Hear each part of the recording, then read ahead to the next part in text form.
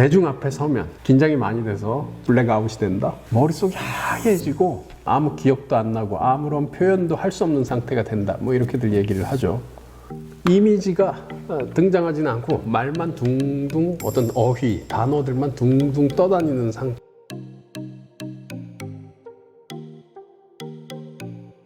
안녕하세요. 한국 NLP 코칭센터의 신용협입니다.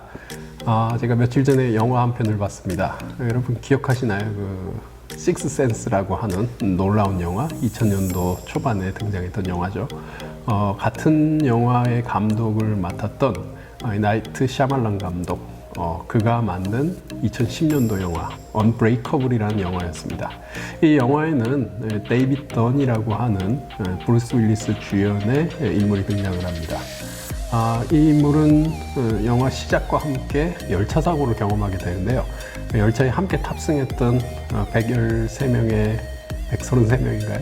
탑승자 전원이 다 사망을 했는데 데이빗만 몸에 털끝 하나 다치지 않은 상태로 혼자 생존해 남게 되죠. 그러고 나서 얼마 후에 자기 차 앞에 놓여있는 메모를 한 가지 만나게 됩니다. 그 메모에 써있는 내용은 이런 겁니다. 지금까지 평생 살면서 한 번이라도 아팠던 날이 있나요? 이렇게 써 있었어요. 그러면서 데이빗이 고민을 하는데요. 내가 아팠던 때가 있었을까? 아무리 생각을 해도 알 수가 없습니다. 그래서 직장 상사에게 가서 물어봤어요. 제가 병가를 냈던 적이 있나요? 못지않게 거기서 대답은 한 번도 없었다고 하고요. 집에 와서도 아내에게 물어봅니다. 여보, 내가 아팠던 적이 있어? 데이빗은 아내 오드리를 만나서 대학 때 만나서 결혼해서 아이가 10대 중반 정도가 되기까지 함께 생활해 왔거든요. 성인이 된 이후의 삶을 모든 것을 알고 있는 게 아내죠. 근데 아내도 긴가민가 합니다. 아팠던 적이 있었나 없었나. 이 대목에서 정말 이상했어요. 어떻게 내가 아팠는지 안 아팠는지에 대한 기억이 없을까? 여러분은 어떠신가요? 내가 아팠는지 안 아팠는지에 대한 기억을 갖고 계신가요? 저는 잘 기억합니다. 수술을 몇 번 했고, 글쎄요, 횟수까지 기억하지는 않습니다만 수술을 언제 했고, 입원을 언제 했고, 그리고 얼마나 감기를 자주 앓았고, 또 어디가 부러졌는지 다쳤는지 등등 크고 많은 상처에 대한 기억들 저에게 많습니다. 근데 어떻게 해서 이 주인공은 자기 자신이 아팠는지, 아픈 날이 있었는지 여부를 기억하지 못하는 걸까? 이 대목이 너무 이상했습니다. 과연 그럴 수 있는 걸까? 영화를 쭉 보아가면서요, 후반 정도 됐을 때 알아차리게 됐습니다. 태어나서 한 번도 아팠던 적이 없는 사람은 본인이 아팠는지 아닌지에 대해서 잘 모르겠구나. 그럴 수 있겠구나. 수긍이 갔습니다. 납득하기 굉장히 어려웠는데요. 마찬가지로요, 제가 NLP로 사람들을 만나면서요, 사람들이 고민을 이야기하는 대목에서 예를 들면요, 본인이 왜 말을 못하는지에 대해서 모른다고들 얘기를 합니다. 글쎄, 말이 어떻게 잘 나오고 말을 어떻게 해야 되는지에 대해 연구하고 고민하는 제 입장에서는 이 현상들이 영화를 봤던 경우처럼 이해하기가 좀 어려웠습니다. 그래서 그분들에게 묻게 되죠. 어떻게 말을 못하게 됩니까? 이분들 얘기하시는 게 각양각색입니다. 사람마다 다릅니다. 그래서 여러분 혹시나 기대하시는 게 NLP에 대해서 어떤 문제가 있어요. 잠이 안 옵니다. 관계가 안 좋습니다. 혹은 돈을 못 법니다. 혹은 나쁜 습관이 있습니다. 그 문제를 해결할 수 있는 NLP만의 방법을 저에게 이야기해 주세요. 이렇게 요구하시는 분들이 간혹 계신데 불가능합니다. 하나의 방법으로 얘기를 드릴 수가 없습니다. 얘기인즉 사람마다 케이스가 다릅니다. 그래서 사람마다 다르게 접근을 해야 합니다. 우리가 살아가는 환경이 다르고요. 살아온 역사가 다르고요. 매일매일 경험하는 일들이 다르고요. 그 현상들 속에서 내 안에서 작동되는 나만의 방식들이 서로가 다릅니다. 그렇기 때문에 이렇게 하면 됩니다 라고 한마디로 얘기를 할 수가 없습니다. 그럼에도 불구하고요, 지금 얘기 드렸던 주제, 말이 안 나온다 라고 하는 현상에 대해서 몇 가지 좀 살펴보고 오늘 소개를 좀 드려볼까 합니다. 예를 들면요, 어떻게 해서 말이 안 나오는지를 들여다보면, 예를 들면 이런 분들이 계세요. 대중 앞에 서면, 그게 한 사람이 아니라 여러 사람, 뭔가 발표를 해야 할 때 사람 앞에 서게 되면 긴장이 많이 돼서 처음에 준비했던 내용들을 말하지 못하고 다 까먹어 버리더라. 뭐 블랙아웃이 된다, 머릿속이 새까매진다, 혹은 새하얘진다, 그리고 긴장 상태에 빠져서 일을 그르치게 된다. 이런 유형이 한 가지 유형이고요. 또 어떤 사람은 그 대중도 아니고 단 한 사람만을 앞에 놓고 대화를 하는데 뭔가 얘기를 듣다가 자기도 모르게 어떤 상태가 된답니다. 어떤 상태라고 하는 게 말이 안 나오는 상태인데, 그래서 그때 묻죠. 그냥 말이 안 나오는 상태가 돼요, 이렇게들 얘기하는데 어떤 상태냐고 물으면 머릿속이 하얘지고 아무 느낌도 느끼지 않으면서 아무 기억도 안 나고 아무런 표현도 할 수 없는 상태가 된다, 뭐 이렇게들 얘기를 하죠. 또 다른 유형을 찾아보면요, 누군가 대화를 하는데 자기 머릿속에 분명한 이미지가 보이면 말을 할 수가 있대요. 어떤 사람은 근데 어떤 경우에는 이미지가 등장하지는 않고 말만 둥둥, 어떤 어휘, 단어들만 둥둥 떠다니는 상태를 경험하게 되면서 말을 이어나가지 못한다, 뭐 이렇게 얘기도 합니다. 여러분, 이렇게 표현드린 상황들이 이해가 되십니까? 예를 들면 사람들 앞에서 발표할 때 뭔가 꽉 막히는 경우는 좀 일반적인 것 같습니다. 그런데 뒤에 얘기 드린 대로 뭔가의 경험에 대한 어떤 이미지가 떠오르고요, 그에 관한 어떤 어휘들이 등장을 하면서 말이 나온다 라고 하는 현상이 여러분에게 이해가 되십니까? 어떤 분들은 이해가 되실 거고 수긍이 가실 겁니다. 그런데 어떤 분들은 이런 현상 자체가 조금도 이해하기 어려운 어떤 상태로 받아들여질 겁니다. 자, 그 얘기를 좀 드려보죠. 저를 찾아오시는 분 중에 한 분이 같은 얘기를 합니다. 사람들과 커뮤니케이션을 하는데 사람들과 NLP 훈련을 진행을 하면서 그 가운데 자기 에피소드를 얘기하고 자기 경험을 얘기하고 자기 생각을 이야기하는 상황이 됩니다. 듣는 상태에서는 곧잘 들어줍니다.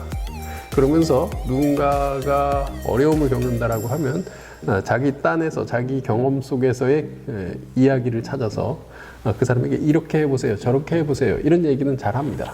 그런데요, 자기 이야기를 하라고 하면 말이 굉장히 느리게 나오고요, 마치 헛바퀴 도는 상태, 기어가 맞물리지 않는 상태인 것처럼 어떤 상태에 빠져요. 뭐라고 얘기하지? 그러면서 잘 모르겠다라는 표현을 종종 합니다. 도대체 뭘 모르는 걸까요?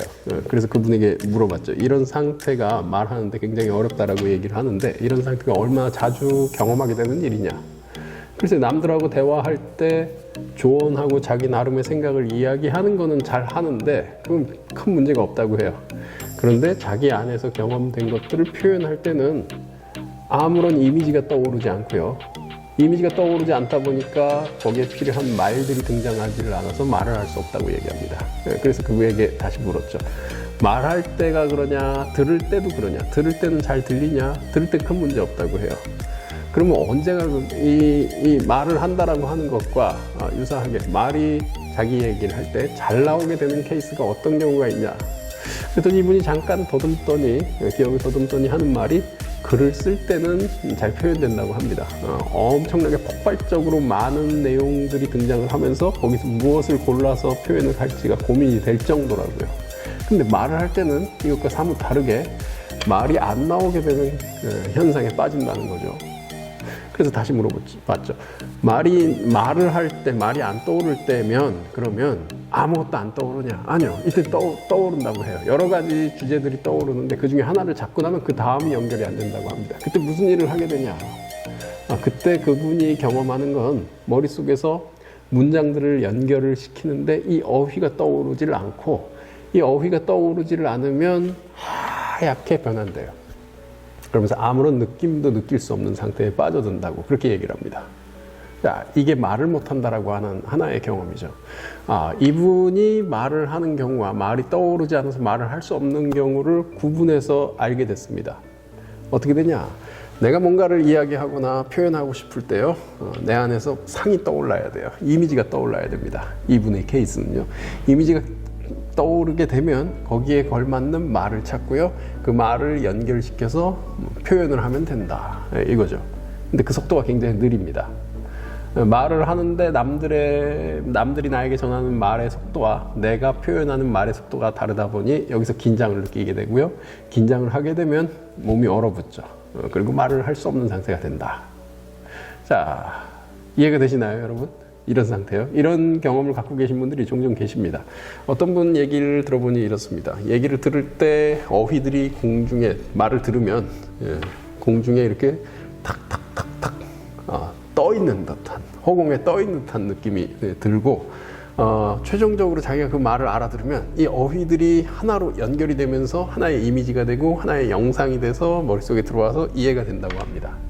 그런데요, 이해가 되지 않는 케이스에는 이 어휘들이 둥둥 떠다니다가 조립이 되지 않고 그대로 사라져버리는 케이스라고 얘기하시는 분이 최근에 한 분 계셨습니다. 방금 말씀드렸던 말을 할 때 어려움을 겪는 케이스와 말을 들을 때 어려움을 겪는 이분의 케이스는 제가 보기에 동일합니다. 같은 구조입니다. 여러분은 어떻게 언어를 다루십니까? NLP가 제안 드릴 수 있는 건 이겁니다. 언어는요, 경험을 뒤따라 나오는 하나의 우리의 독특한 사고 능력입니다. 경험 뒤에 뒤따라옵니다. 그럼 경험이란 뭐냐? 경험이란 우리가 보고, 듣고, 느끼고, 행동하면서 경험하는 그 모든 것들에 대한 정보, 이렇게 부를 만하죠. 달리 보면 보고, 듣고, 보이는 게 있고요. 이미지, 시각적인 것, 듣고요. 소리에 관한 것, 그리고 실제 물리적인 대상들, 접촉에 의해서 만질 수 있는 것들, 우리 몸으로 느끼는 것도 그에 관한 것들이죠. 이런 정보들이 뒤섞여 있는 것이 경험입니다. 이 경험이 먼저고요.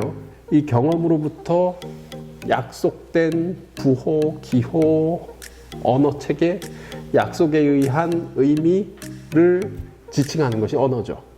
경험이 먼저입니다. 언어가 나중이고요. 자, 아까 언어 생활에 있어서의 이 커뮤니케이션에 있어서의 어려움을 가지신 분에게 전해드린 도움이 되는 방법은 아주 간단합니다. 말을 표현을 하는 데 있어서 상을 떠올려라. 상을 떠올려라. 무엇을 말할지에 대한 상을 떠올려라. 그 상이 처음에는 이미지일 수 있고요. 사진, 고정되어 있는. 좀 시간이 지나면 이게 영상처럼 작동되는 것을 말로 연습하는 것을 경험할 수 있을 겁니다. 처음에 이미지, 사진으로 되어 있는 것을 말로 표현하는 건 상대적으로 말이 좀 짧을 겁니다. 그런데 이것이 좀 연습이 되면, 좀 능해지면 이제 영상으로 있는 하나의 상을 말로 풀어내는 경험을 만들어낼 수 있을 겁니다. 거기에 시간이 얼마나 걸릴지 모릅니다. 얼마나 노력을 들이느냐에 따라 달라질 거고요.